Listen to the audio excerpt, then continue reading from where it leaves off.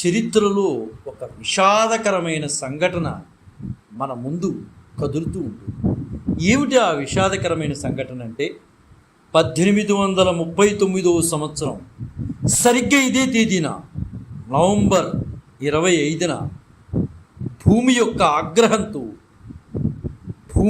ఆగ్రహంతో సముద్రుడు గర్జించి ఒక అందమైన రేవు పట్టణాన్ని సముద్ర గర్భంలో కలిపేసే విధంగా చేసుకున్నారు.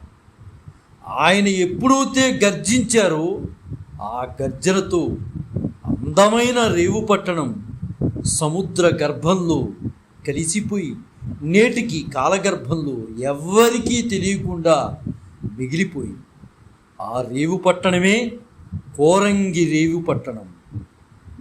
ఇప్పుడు ఈరోజు మనం కోరంగి రేవు పట్టణం గురించి మనం మాట్లాడుకోబోతున్నాం.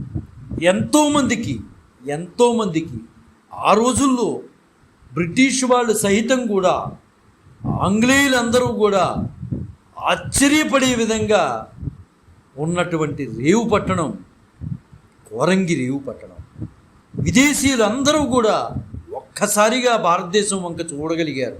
ఎందువల్లంటే కోరంగి రేవు పట్టణంలో అంత అద్భుత